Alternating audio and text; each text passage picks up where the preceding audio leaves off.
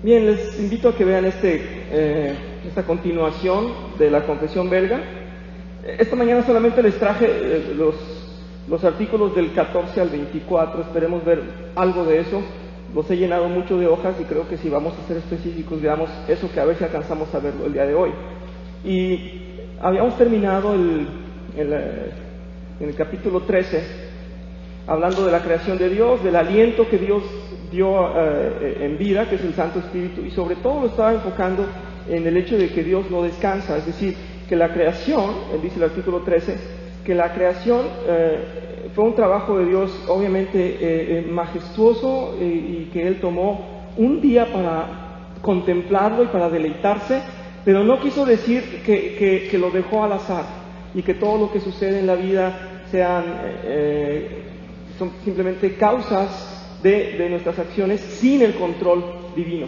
Entonces, decía el artículo 13, todavía alcanzan a ver algunos párrafos ahí, pero en algunos versículos vimos que decía, por ejemplo, en Juan 5:17, decía, mi Padre aún hoy trabaja, es decir, la mano de Dios no fue solamente no creó solamente todo lo que existe en el universo y este mundo, sino que Él mantiene la armonía, porque si no fuera así ya nos hubiéramos destruido.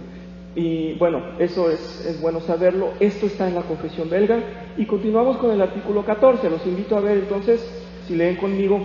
Vamos a ver en estos capítulos una descripción de lo que es Jesús, de lo que es la esencia, porque también estamos viendo qué somos nosotros y qué es Él.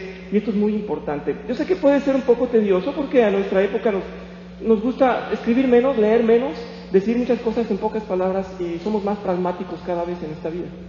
Sin embargo, cuando se escribió la confesión belga, se dedicó un artículo específico a ciertos aspectos de lo que es la naturaleza de Jesús.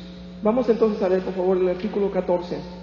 Dice, creemos que Dios ha creado al hombre del polvo de la tierra y lo ha hecho y formado según su imagen y semejanza. Bueno, justo y santo, pudiendo con su voluntad convenir en todo con la voluntad de Dios. Aquí hago el acento en la clase pasada que el hermano Hugo nos dio la semana pasada acerca de la obediencia. Y decía ponernos a la voluntad o sea, someternos a la voluntad de alguien más. En este caso, someternos a la voluntad de Dios. El hombre fue creado, veámoslo bien, fue creado a la imagen de Dios, bueno, justo y santo, pudiendo con su voluntad convenir en todo con la voluntad de Dios. Es decir, Dios lo creó con esa capacidad de someterse a la voluntad. Dios no creó un ser totalmente bruto, totalmente tonto. Él creó un ser con esas características santas, puras, y con esa capacidad de convenir, de estar de acuerdo en lo que Dios le dijo. Así lo creó. Adelante. Pero cuando anduvo en honor, vean qué manera de escribir, esto obviamente viene de hace varios siglos. Cuando anduvo en honor, no lo entendió él así, ni reconoció su excelencia, sino que por su propia voluntad se sometió a sí mismo al pecado y por ende a la muerte y a la maldición, prestando oídos a las palabras del diablo. Cuando anduvo en honor, estamos diciendo que es un honor estar creado a la semejanza de Dios, ¿verdad? De tener esto que dice aquí, de ser bueno, justo y santo. Así fuimos creados. Pero cuando anduvimos en ese honor, cuando teníamos esas características, el hombre dijo, yo prefiero hacer otra cosa y no atender a la voz de Dios. Eso es lo que está diciendo aquí. Teníamos esa capacidad, pero el hombre dijo, no, me gusta más hacer lo que yo quiero. Y eso es lo que nos está indicando la confesión belga. Eso es lo que dice la palabra de Dios, está diciendo aquí. Y enseguida dice, y habiéndose hecho impío, perverso y corrompido, o sea, todo lo contrario, impío, perverso y corrompido en todos sus caminos, ha perdido todos los excelentes dones que había recibido de Dios. ¿Sí? Todo lo que Él nos dio en la creación perfecta, el hombre lo perdió a través del pecado. Muy bien. No quedándole de ellos más que pequeños restos, los cuales son suficientes para privar al hombre de toda excusa, ya que toda la luz que hay en nosotros se ha trocado en tinieblas, dice aquí, como nos enseña la Escritura diciendo, la luz en las tinieblas resplandece y las tinieblas no prevalecieron contra ella.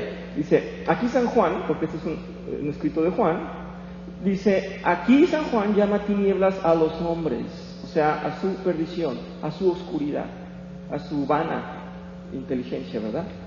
Por lo cual rechazamos todo lo que contra esto se enseña sobre el libre albedrío del hombre, toda vez que el hombre no es más que un esclavo del pecado y no puede aceptar ninguna cosa si no le es dado del cielo.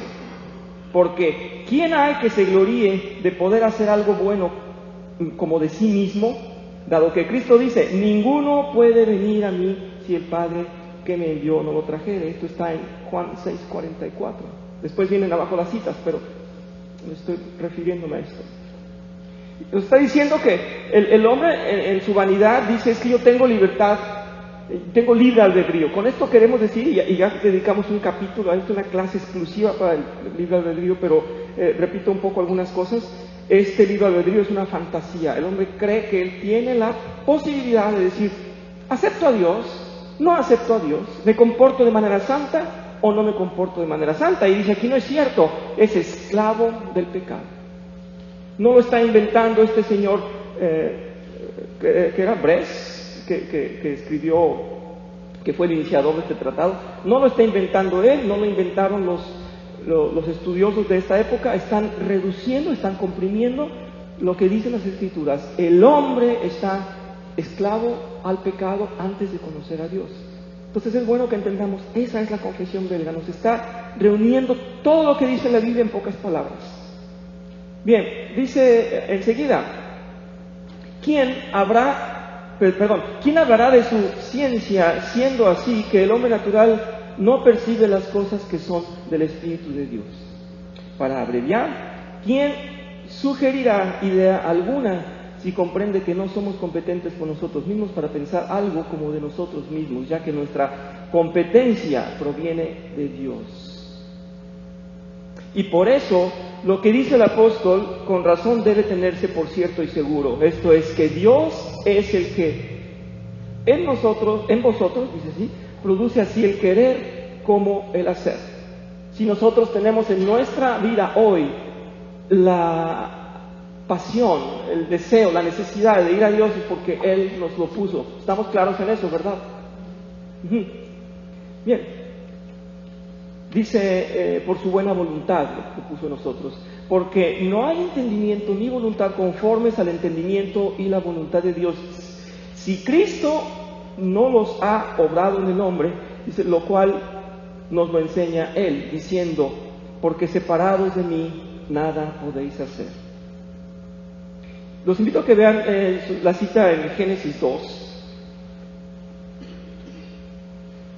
Y vemos lo frágil que somos y lo sagrado que somos también para Dios, porque dice así, y voy a leer mi versión, por la versión que yo manejé, y dice, y Dios el Señor formó al hombre del polvo de la tierra y sopló en su nariz aliento de vida, y el hombre se convirtió en un ser viviente. Por favor, seamos sutiles y seamos... pongamos atención a lo que nos está diciendo. Éramos un puño de tierra, ¿verdad? Y dice, el Señor sopló su aliento y nos dio vida. ¿Qué somos sin Dios? Nada. Y tenemos que comprender eso es majestuoso.